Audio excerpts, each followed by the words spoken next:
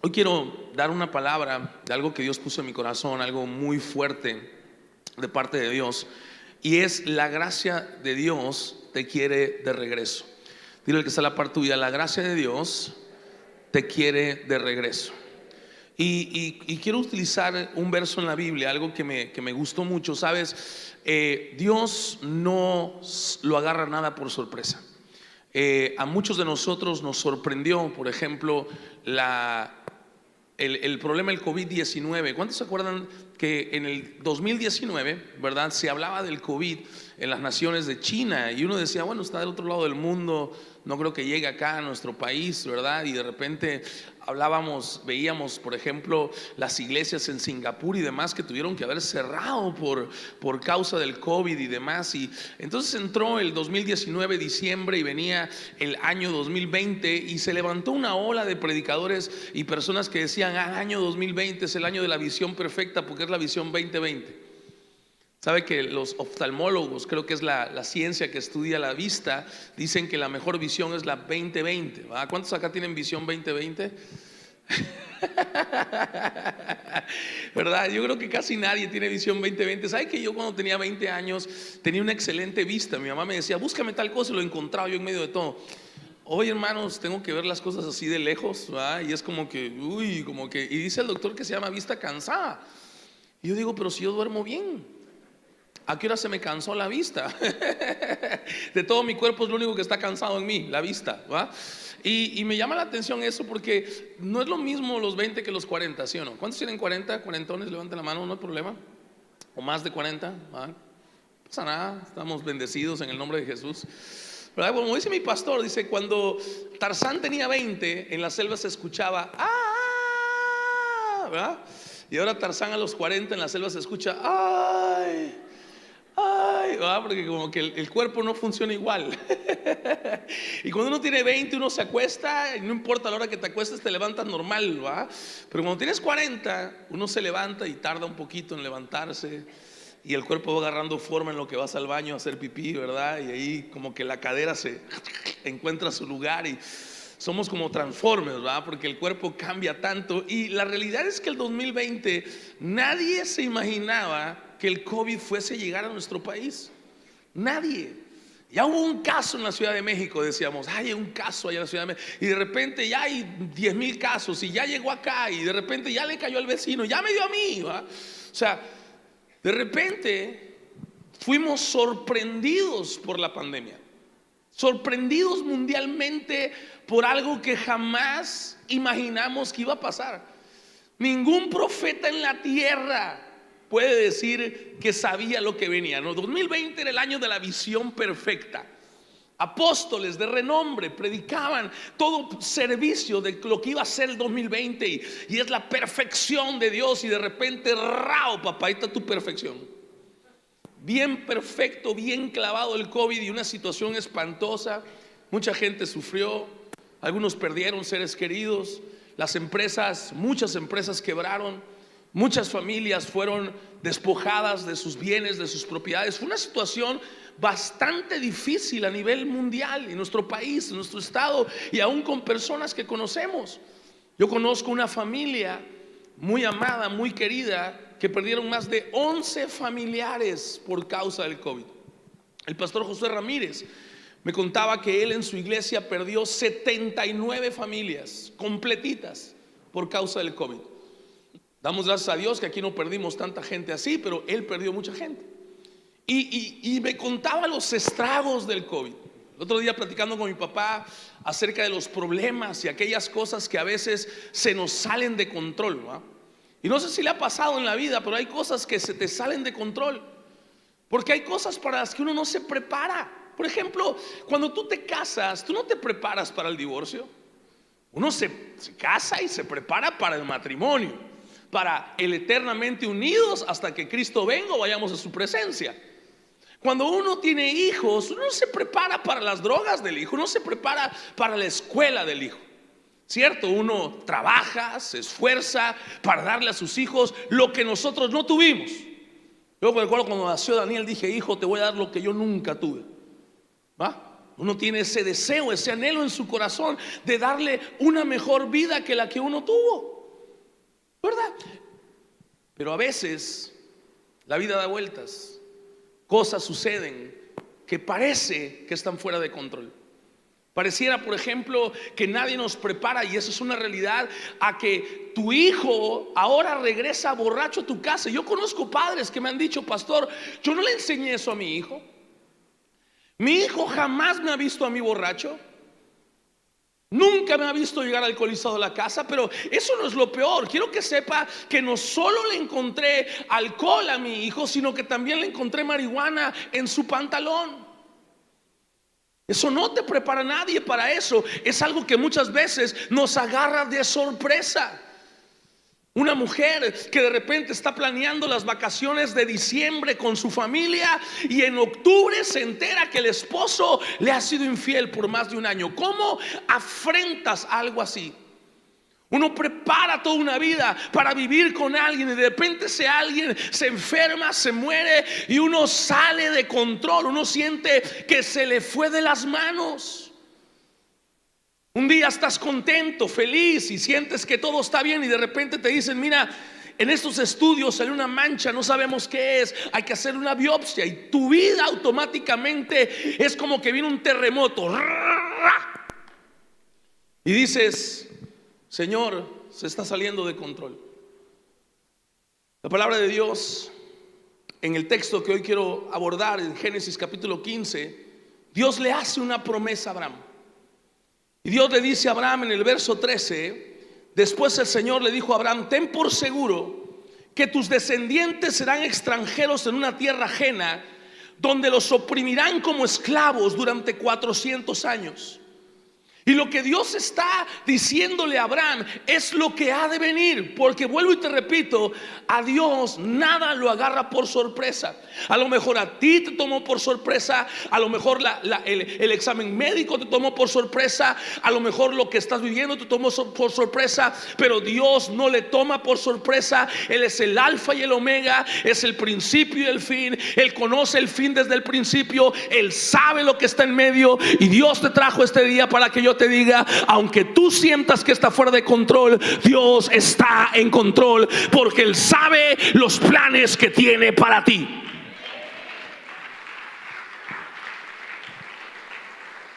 Y dice aquí la palabra algo tremendo: donde los oprimirán como esclavos, pero yo castigaré a la nación que los esclavice, y al final saldrán con muchas riquezas.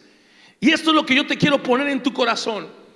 Vas a pasar por momentos de caos, vas a pasar por momentos de crisis, vas a pasar por momentos donde vas a sentir que perdiste el control, pero Dios te dice en esta hora: tu final será bendecido, tu final serán riquezas, tu final será prosperidad, tu final será buen.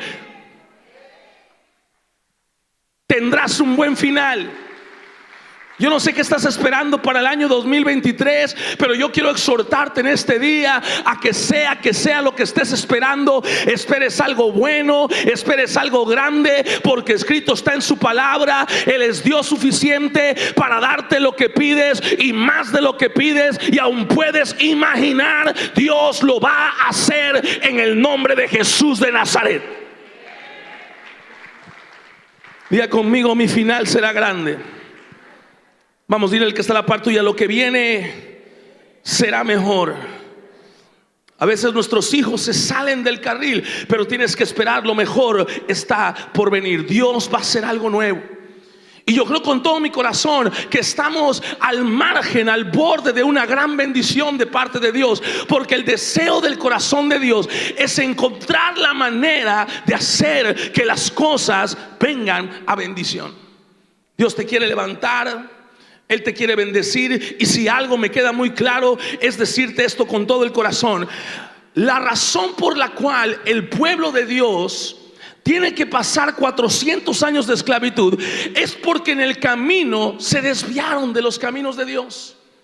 Por algún motivo vivieron separados del Señor y entraron en cautiverio, entraron en destrucción. Pero Dios le dice a Abraham: yo voy a encontrar la manera de traerlos de regreso, y cuando se levanten lo verán levantados con gloria, con riquezas y con bendición. Y lo que Dios quiere que sepas es que a pesar de que quizás a veces perdemos el camino, que a pesar de todo a veces perdemos las riendas, la brújula que nos lleva a hacer lo correcto, y tal vez hay cosas en tu vida que hiciste que no debías hacer, Dios tiene un plan para traerte de regreso. Y Dios quiere restaurar tu vida. Dios quiere restaurar lo que has perdido. Dios quiere restaurar lo que has sufrido. Dios quiere restaurar tu vida por completo. Él quiere hacer algo nuevo en tu matrimonio. Él quiere hacer algo nuevo en tus hijos. Él quiere hacer algo nuevo en tus finanzas. Quiero ponerte esto en tu corazón. En Job capítulo 14, si me acompaña en su Biblia, por favor, el verso 7 dice algo muy especial. Hasta un árbol tiene más esperanza. Si lo cortan, volverá a brotar y le saldrán nuevas ramas.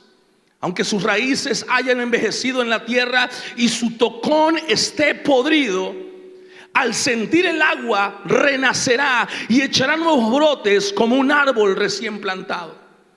Y yo quiero ponerte esto en tu corazón, porque muchas veces nos sentimos así, como un árbol recién talado. Nos sentimos devastados, sentimos que alrededor de nuestra vida hay algo que no está floreciendo y que el fruto de lo que habíamos logrado por algún motivo se ha perdido. Y sentimos que algo nos taló, que algo nos quitó esa capacidad de seguir creciendo, dar fruto y alcanzar nuestro destino, nuestro propósito. Pero la palabra de Dios me deja claro algo muy especial. Y dice la Biblia que cuando sintamos el agua, y el agua en la Biblia es la figura del Espíritu Santo de Dios, y lo que está diciendo es que el Espíritu Santo de Dios nos dará la vitalidad que necesitamos para levantarnos y dar fruto otra vez. Tal vez sientas que en tu matrimonio algo pasó y taló el árbol y hoy solo queda el tocón, solo queda la raíz. A lo mejor algo pasó en tu vida y entonces sientas que por alguna situación hoy solo queda la raíz. Pero tenemos una promesa de parte del Señor, y es que el agua de su Espíritu Santo nos dará la fortaleza y la vitalidad para levantarnos de nuevo y ver la gloria de Dios como nunca antes la hemos visto. Porque la restauración del Señor es dejarnos mejor que como estábamos antes de perder cualquier cosa. Alguien tiene que recibir esa palabra. Dile al que está a la par tuya: cuando Dios te restaure, estarás mejor que nunca. Vamos, dígaselo con fe: cuando Dios te restaure, estarás mejor que nunca. Tu familia estará mejor que nunca. Tus hijos estarán mejor que nunca. Tu casa estará mejor que nunca. Tus finanzas estarán mejor que nunca. Cuando Dios haga su obra, alguien me está escuchando en esta hora, cuando Dios haga su obra, tu vida estará llena de riquezas, dice la palabra. Es tiempo de tomarse de las promesas de Dios. Es tiempo quizás de entender que hay cosas que no debimos hacer, que hay cosas que no debimos decir, que hay cosas que no debieron haber pasado en nuestra vida. Pero tenemos que aprender a tomarnos de la mano de Dios y aprender a vivir para nunca más volver a equivocarnos y caminar con el Señor para que Dios nos bendiga y nos levante más que nunca. En la Biblia hay la historia muy especial de un hombre que tenía 2 hijos. Y de repente el hijo menor empieza a tener el deseo de vivir separado del padre. Empieza a tener el deseo de apartarse de su papá. Y entonces le dice: papá, dame la herencia que me corresponde. Dame el dinero que yo quiero tener para vivir en otro lugar.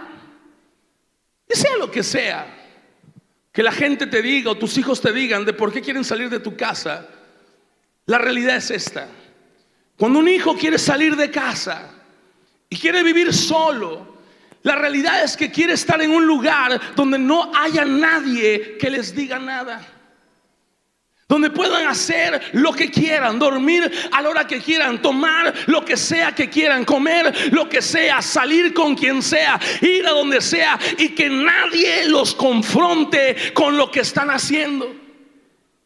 La Biblia dice que en la casa del Padre había mucha bendición. Y yo me pregunto, ¿por qué motivo el hijo se iría de la casa del padre? ¿Por qué dejaría de estar en ese lugar de bendición? ¿Como para qué salir de ese lugar? Y eso me recuerda a la esposa que quiere traer al esposo a la iglesia, ¿cierto? Y el sábado le dice: mi amor, el domingo vamos a la iglesia. Sí. ¿Va? Hay que dormir temprano porque vamos a la iglesia. Nada más rebuzna el esposo, ¿va? Porque no quiere venir a la iglesia. Y la razón que no quieren venir a la iglesia muchas veces es porque la predicación les confronta con su estilo de vida. Y nadie le gusta ser confrontado. Queremos ser consolados, queremos ser animados, pero nadie quiere ser confrontado. Y ahora el hijo pródigo, que está en la casa del padre, rodeado de bendición, quiere salirse de ahí porque hay algo en su interior que quiere probar el mundo. Quiere probar el placer de la carne. Quiere probar el pecado. El hijo mayor tenía razón. Cuando el hijo pródigo regresó a la casa y habló el hijo mayor con su papá, le dijo: tu hijo gastó todo el dinero en prostitutas y en fiestas. Y es que eso es lo que él quería hacer. Quería salir de su casa y vivir la vida loca. A la Ricky Martin. Vive la vida loca. Y quería que nadie le dijera nada y vivir como él quería vivir y hacer lo que él quisiera hacer y andar con prostitutas y gastar dinero, andar en borrachera, vivir su vida a su manera.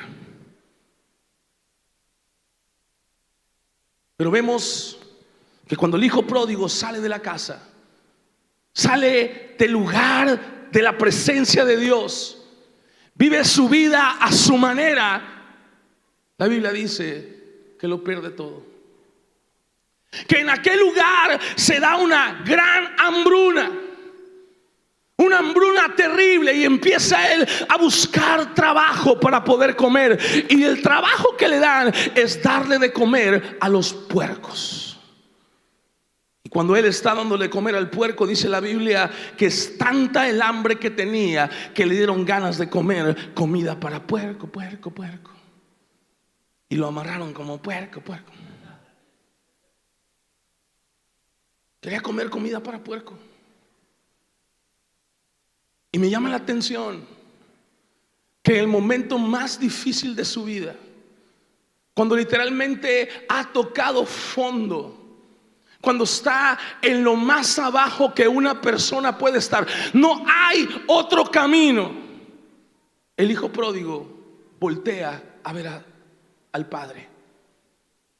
Él recapacita, entra en una situación mental que lo hace ver que sus decisiones lo han llevado a estar al límite de lo peor que jamás ha estado en su vida. Y entonces voltea al Padre. Y esto es lo que he descubierto en 20 años de caminar con el Señor, que la única forma que la gente voltee a ver al Padre es cuando conscientemente entiende que lo necesita.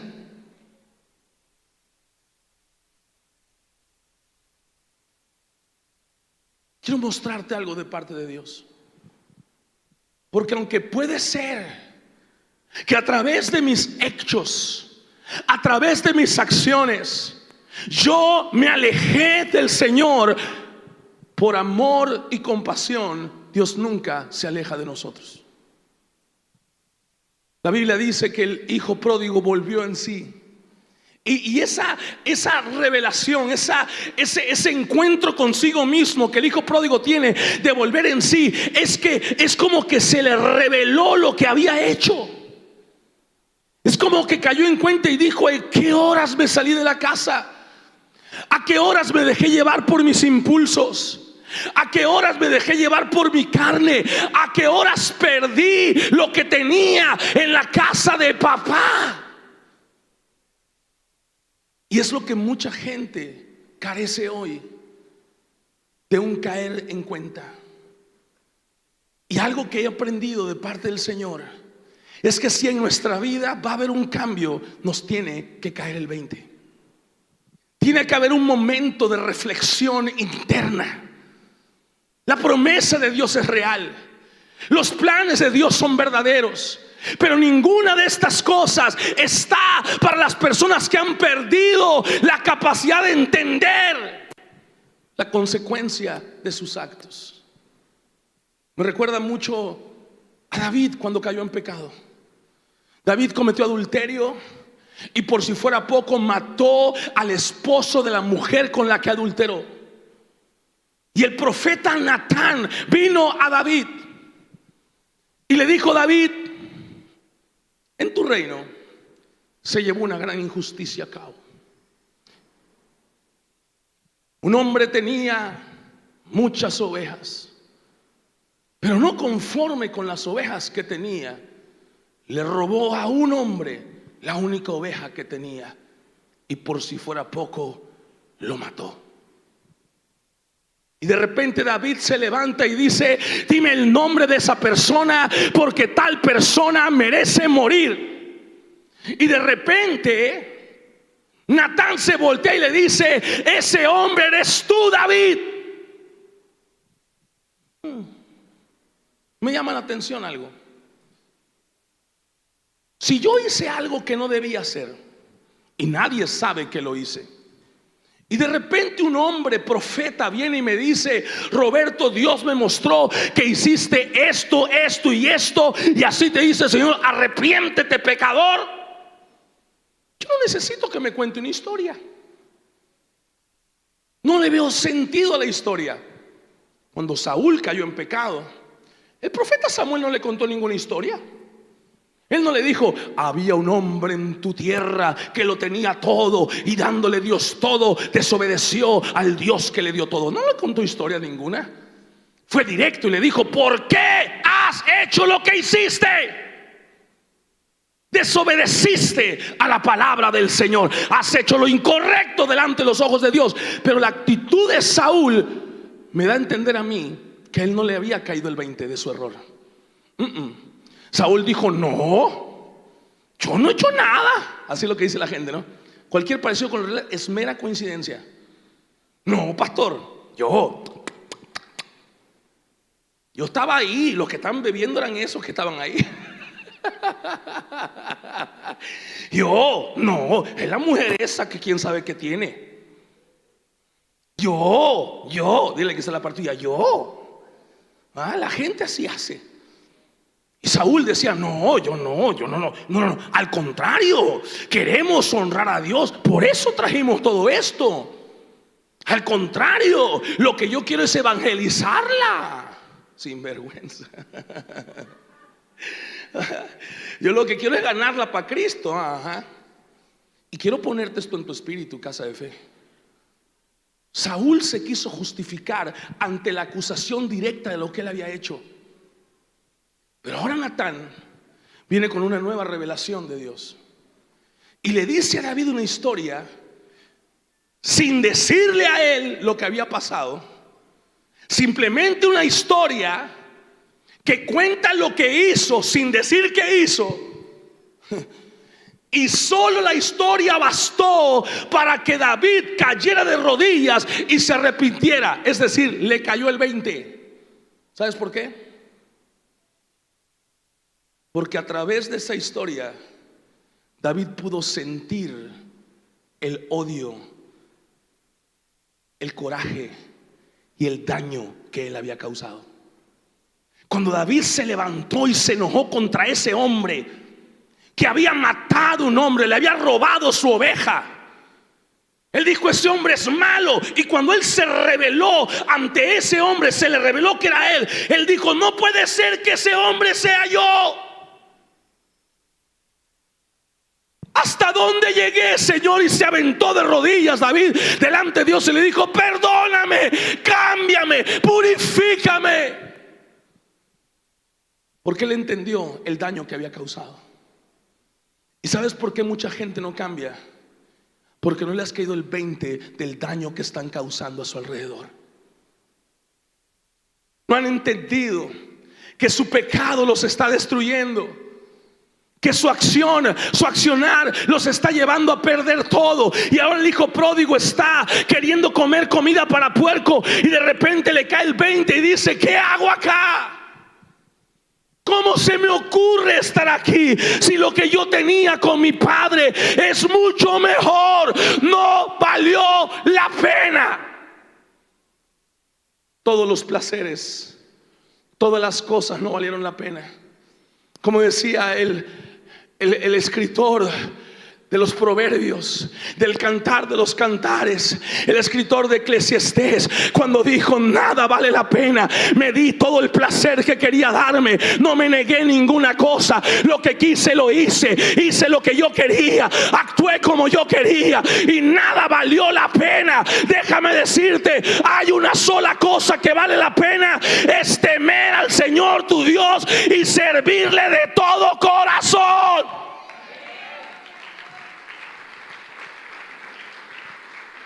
Y David le cayó el 20, y entonces viene una transformación en él. Y ahora el hijo pródigo recibe una revelación y una voz en su interior, como la voz de esa mujer con el flujo de sangre que le decía: si tan solo toco el borde de su manto. Una voz en su corazón que le decía: si vuelvo a la casa del Padre, allá hay mucha bendición. Me levantaré, iré a la casa de mi Padre, hablaré con Él, le diré que me transforme, que me cambie, que me haga diferente. Le cayó el 20. Pero eso no es lo más interesante de esto, sino que en el momento que le cae el 20, él se levanta y se dirige a la casa de su padre. Sabes, hay muchas personas que saben lo que tienen que hacer, pero no lo hacen porque están esperando que algo pase primero. Dices cosas como: voy a dejar de tomar primero, ya que deje de tomar voy a buscar al Padre. Voy a terminar esta relación que tengo, que no es con mi esposa, que es con otra mujer, y cuando la termine voy a la iglesia, voy a buscar a Dios. Pero el hijo pródigo, al ver su condición, fue a buscar al Padre. Y tú tienes que entender que las personas que están esperando que algo pase para accionar, eso que están esperando jamás va a pasar. Primero accionas y entonces sucede. Primero te levantas a la casa del Padre y entonces tu vida empieza a ordenarse, empieza a llenarse, la oscuridad se empieza a ir. Pero primero hay que prender la luz.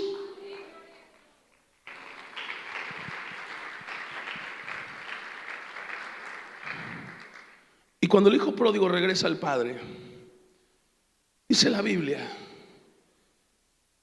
en Lucas capítulo 15 verso 20: entonces regresó a la casa de su padre, y cuando todavía estaba lejos, su padre lo vio llegar y, lleno de amor y de compasión, corrió a su hijo, lo abrazó y lo besó.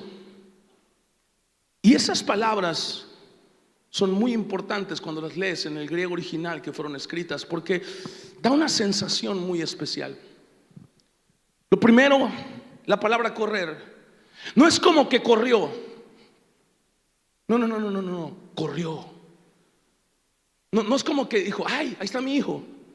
No, corrió a toda velocidad. Fue con todas las fuerzas de su corazón.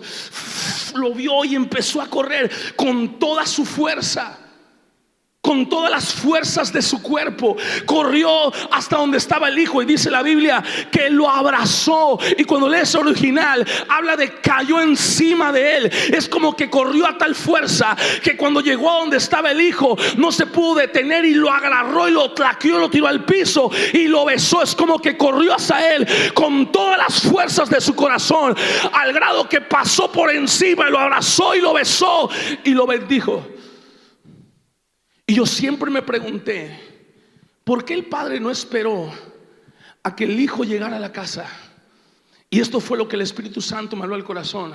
Y la razón que el padre corrió hacia el hijo es porque aunque el hijo quería cambiar y quería regresar, en su fuerza jamás hubiera podido. Él necesitaba de la fuerza del padre para poder cumplir el propósito. Era necesario que al él volteara a ver a Dios, Dios voltease a ver a él. Alguien me está escuchando en esta hora.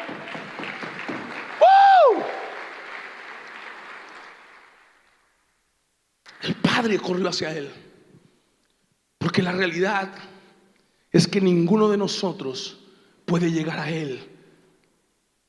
Él llega a nosotros, pero es necesario verte. Él quiere verte correr. Él quiere verte intentarlo.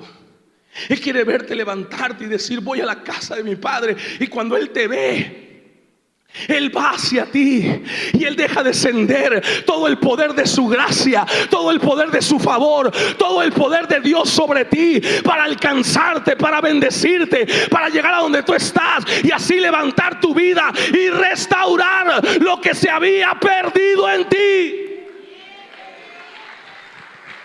Oh, alguien diga: mi Padre me ama.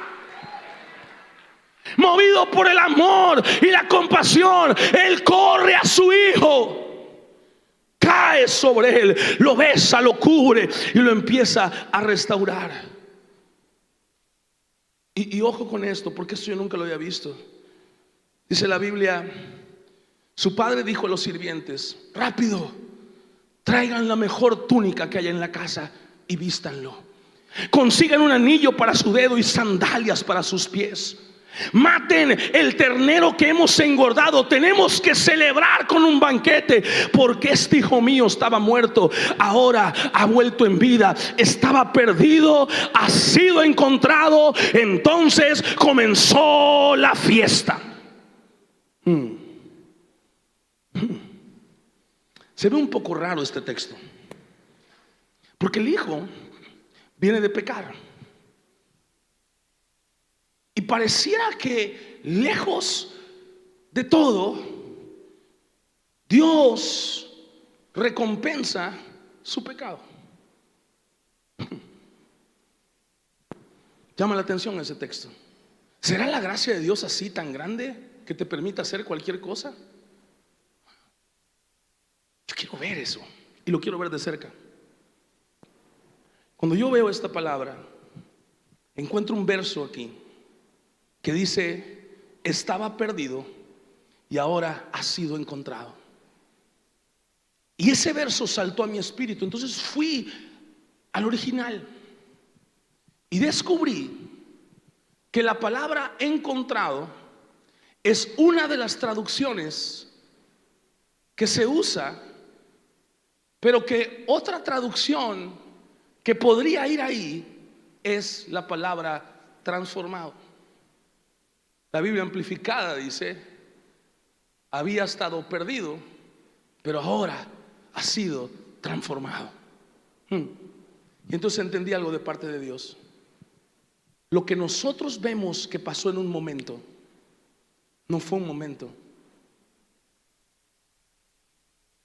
Lo que nosotros vemos que el Padre hizo en pareciera segundos, en realidad fue un proceso. Y entonces empecé a investigar este verso y entendí algo muy importante. ¿Tú sabes por qué el Padre es el único que puede transformar tu vida? Porque hay cosas que solo el Padre puede hacer. Y entendí algo de parte de Dios. El perdón del pecado es quizás lo de menos, lo más sencillo. La Biblia dice en 1 de Juan que si nosotros pedimos perdón a Dios por nuestros pecados, Él es fiel y justo para perdonar nuestros pecados. Pero el problema del pecado no es el perdón. El problema del pecado es lo que el pecado produce en la persona que lo practica. El hijo pródigo se alejó del padre, empezó a vivir su vida a como le dio el placer de vivirla. Y cuando regresó a la casa, su vestimenta estaba podrida. no servía, no tenía sandalias correctas y su anillo lo había perdido. Y esa es la obra del pecado. La túnica representa nuestra alma. Y lo primero que Dios hace para que una persona sea restaurada es encontrarse con Él. Diga conmigo: Señor, necesito un encuentro con Jesús. Lo primero que hace, corre a ti, te abraza. Cuando tú tomas el paso de ir a Él, Él cae sobre ti con su amor y su bondad y te cubre y se encuentra contigo. Pero después Él tiene que liberar tu alma, sacar tus ataduras, sanar tus heridas. Y cuando la Biblia dice que el Padre le dijo a los sirvientes: pónganle una túnica nueva, lo que está diciendo es: voy a cambiar tu alma, voy a cambiar tu corazón, voy a cambiar tu mente, voy a transformar tu entorno. ¿Alguien me está entendiendo en esta hora, casa de fe? No es solamente una túnica, es una obra que solo el Espíritu Santo puede hacer. Una obra de transformación, una obra de libertad, una obra de sanidad del alma. Y de repente le cambia las sandalias, porque las sandalias es Dios enseñándole al hijo: ¿cómo vas a caminar conmigo? Te voy a enseñar mi palabra, te voy a enseñar a orar, te voy a enseñar a leer la Biblia, te voy a enseñar a vivir de tal manera que nunca jamás te vuelvas a apartar de mis caminos. No solamente es ponerle zapatos, es enseñarle al hijo cómo tiene que caminar. Y luego el anillo es la representación de los dones y talentos que perdemos por causa del pecado, y como Dios en su restauración enciende la flama del Espíritu una vez más para que puedas volver a predicar y volver a profetizar y volver a interceder y volver a adorar. Yo te quiero decir en el nombre de Jesús: si perdiste tu servicio a Dios, es tiempo de volver a la casa del Señor, porque Dios quiere volver a encender tu don para predicar, tu don para profetizar, tu don para interceder. Alguien me está escuchando en esta hora, casa de fe. Dios quiere volver a encender el fuego del don de Dios que está en ti. Aleluya.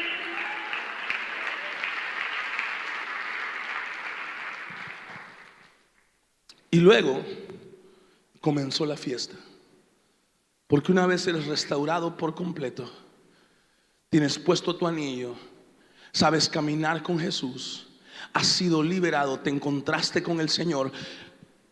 Ahora puedes vivir en tu plenitud, y todos los días de tu vida será una fiesta. ¿Alguien puede decir amén a eso?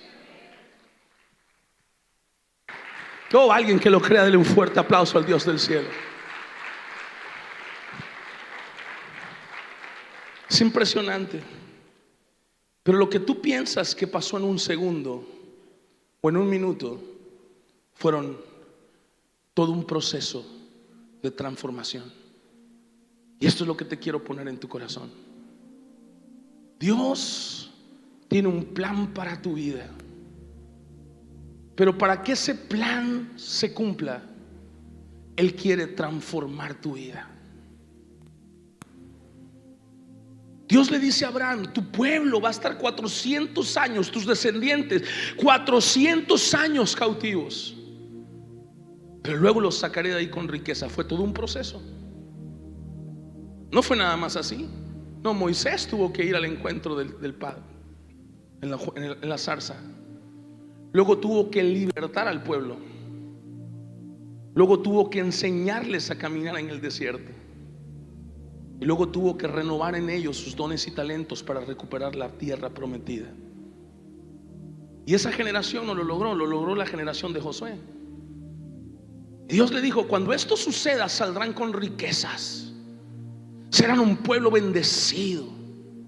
Y es lo que Dios quiere hacer con nosotros hoy. Tal vez hayan cosas en tu vida que te alejaron de las palabras de Dios, de las promesas de Dios. Tal vez hayan cosas en tu vida que hiciste, dijiste, permitiste, que le abrieron la puerta a los desiertos en tu vida, que te hicieron estar lejos de Dios. Y hay cosas que pudiste haber perdido. Pero lo que salió puede volver a entrar. Lo que bajó puede volver a subir, y lo que se perdió se puede volver a encontrar. Y Dios dice: será mejor de lo que fue antes que lo hayas perdido. La gloria postrera de este lugar será mayor que la primera gloria.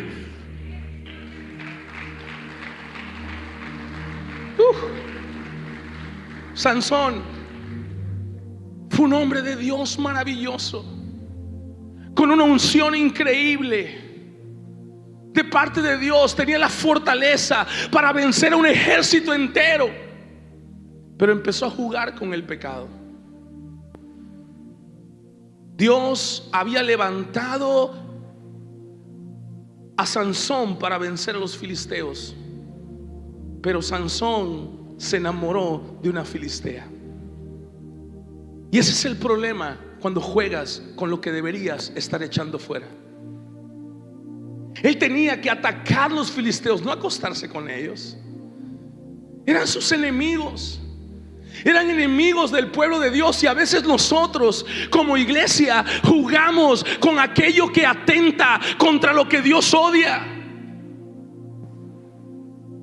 Yo quiero que te pongas de pie hoy.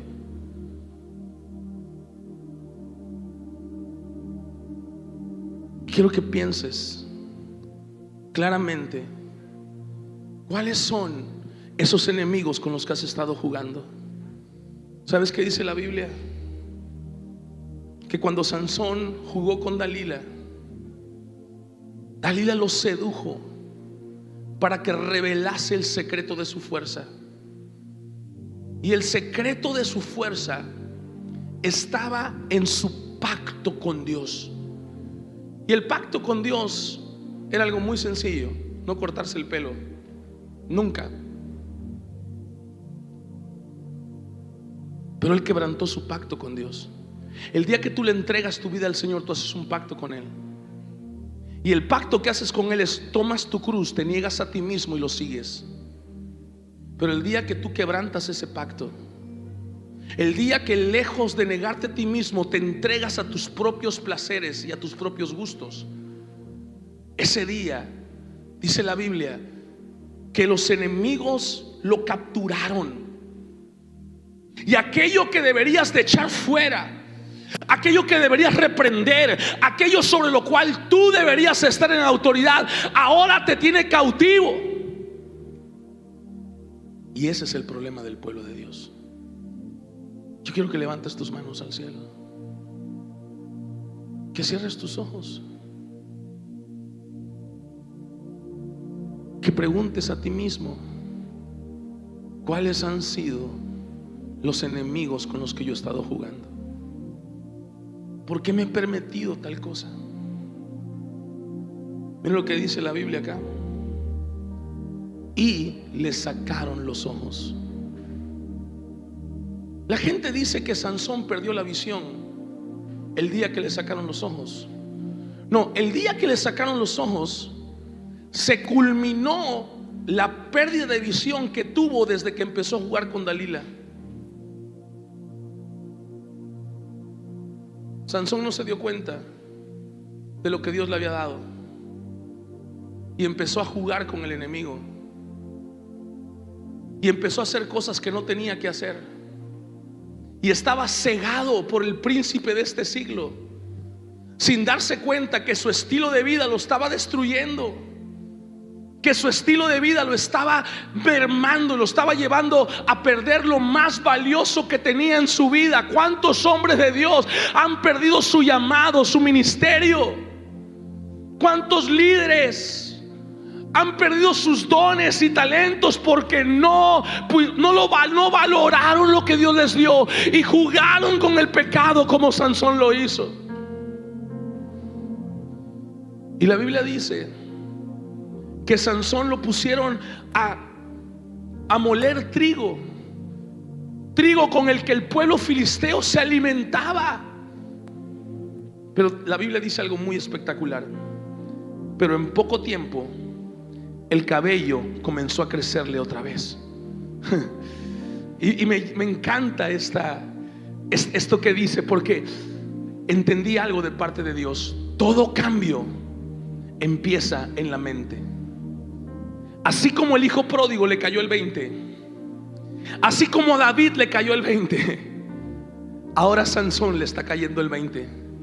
Y aunque Sansón no puede ver porque está sin ojos, él sí puede ver lo que hay en su corazón y puede ver los hechos de su corazón. Y cuando Sansón le empieza a crecer el pelo, lo que la Biblia me está diciendo es: Sansón empezó a analizar su vida y empezó a darse cuenta de todos sus actos. Y quizás Sansón, en medio de la oscuridad de no tener ojos, pensaba: pero ¿cómo fui tan tonto? ¿Cómo permití tantas cosas? ¿A qué horas me casé con el enemigo?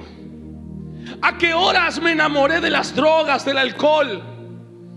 ¿A qué horas decidí serle infiel a mi esposo, a mi esposa? ¿En qué momento perdí el temor a Dios e hice lo que no tenía que hacer? Miró hacia adentro de sí mismo, y cuando le cayó el viento y reflexionó, levantó su voz al cielo. Y dice la Biblia que mientras sus enemigos se burlaban de él, porque déjame decirte algo, casa de fe, hay gente que te quiere ver caer, hay gente que te quiere ver en el piso, y que hay gente que cuando estés en el piso se quieren reír de ti y señalarte y decir cosas como: ya decía yo, esa persona es mala, ya salió a la luz lo que realmente es. Y quieren señalarte y quieren afectar tu vida y quieren regordearse y gozarse y reírse de tus errores. Y es lo que Sansón está viviendo ahora. Pero eso lo lleva a una reflexión importante. Y dice la Biblia que oró al Señor. Wow. Y dice la palabra del Señor: Señor soberano, acuérdate de mí otra vez, oh Dios. Te ruego que me fortalezcas solo una vez más. Con un solo golpe déjame vengarme de los filisteos por la pérdida de mis 2 ojos. Y déjeme decirle lo que esto dice en español para usted. Traducción al lenguaje choco actual. Esto es lo que está diciendo Sansón: Señor, dame la unción una vez más, y te prometo que esta vez lo voy a hacer bien. Esta vez no voy a fallarte. Esta vez no voy a ser infiel. Permíteme recuperar a mi esposa, a mi familia, y yo te prometo, Señor, que esta vez seré fiel. Permíteme recuperar lo que perdí. Fortaléceme, dame tu gracia, dame tu unción una vez más, y te prometo que esta vez haré lo que tenga que hacer para conservar mi pacto contigo, Señor, para honrarte a ti ante todas las cosas. Solo una vez más.